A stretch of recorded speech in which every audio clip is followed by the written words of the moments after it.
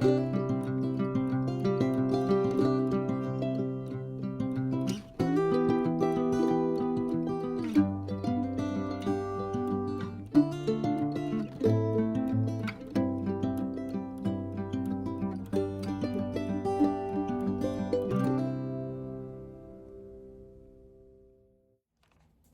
everyone, I'm Lori with Behavior Education at Spirit Keeper Animal Sanctuary. I'm joined by Newton. It is just a little bit before 3 in the morning on Training Tuesday, November 26th, 2024. Newton's been out free roaming for 48 hours, and I definitely am putting him away in his enclosure. But I thought it would be fun, since the video I did just prior to this one featured Newton, if I showed you a couple of his training sessions. Now, one of the training sessions is going to be of Newton from September of this year, so a couple of months ago, and then the other one is from just a couple of weeks ago, this month in November of 2024. Newton is a Python Regis. He's 4 or 5 years old. They do tend to be a little less motivated to train than other Python species I work with, and they can tend to take a little bit longer to go through the approximations or the target training steps. And I'm going to review those beginner steps with you right now. Now, if your snake or other reptile has never done target training before, you're going to start right here with step 1, pair the target with reinforcement. Usually that's food. Step 2 is going to be to present the target and then follow it directly with reinforcement.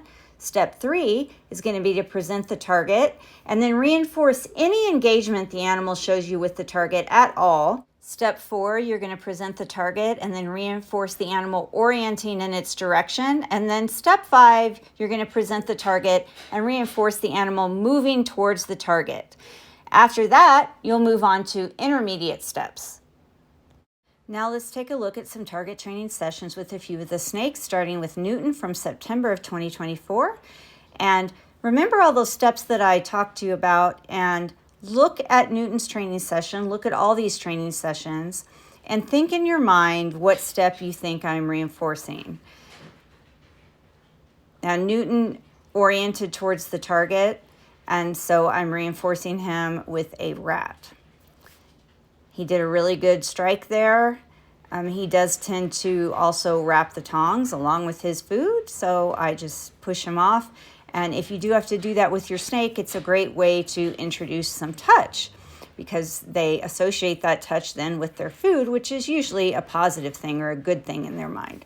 Now, this is a training session that Newton did in November of 2024. So if you look at what I'm doing here, I'm reinforcing a different step than I did 2 months earlier.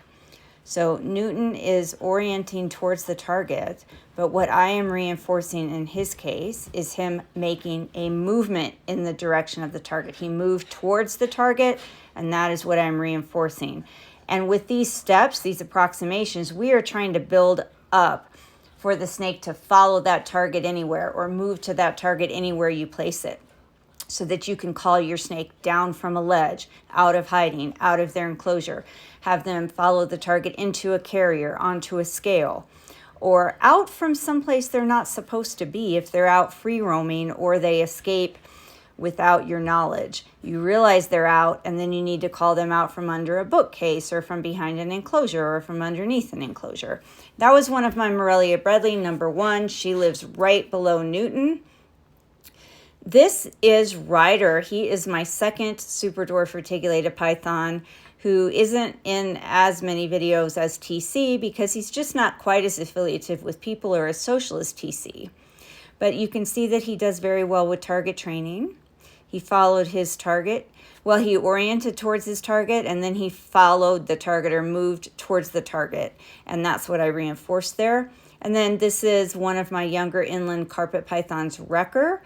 And he right there is acknowledging the target. He's orienting towards the target, and now he is following the target to a location, and he is going to get reinforced with that. All of these steps I would consider beginner steps for your snake or your other reptile or even your other animal. It's the same steps you're going to follow no matter what type of animal you're training, whether it's a reptile, an amphibian, or a mammal. And here's those steps again.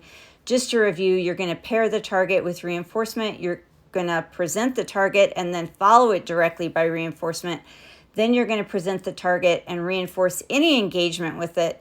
Then you're going to present the target and reinforce the animal orienting in its direction. And step 5 in these beginner steps is you're going to present the target and then reinforce the animal moving towards it. Thanks for watching, everyone. I hope you found that educational and that you learned something. And if you're just getting started with target training, whether it is with a snake or a dog or a horse or a cat or a guinea pig or a leopard gecko or even a Pac-Man frog, that helps you. Remember, those are beginner steps. And please also remember that you're not going to do all of those steps in one training session. Those are different approximations.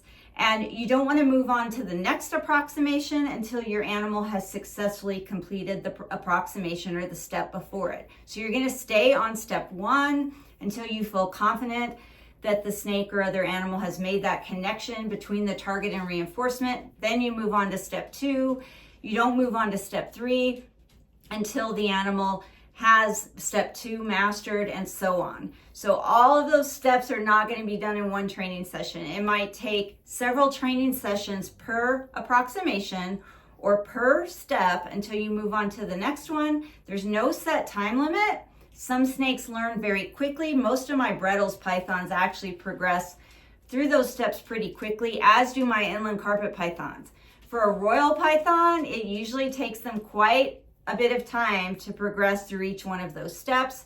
And for a snake like a Super Dwarf Reticulated Python, they're actually somewhere in the middle. And this is TC.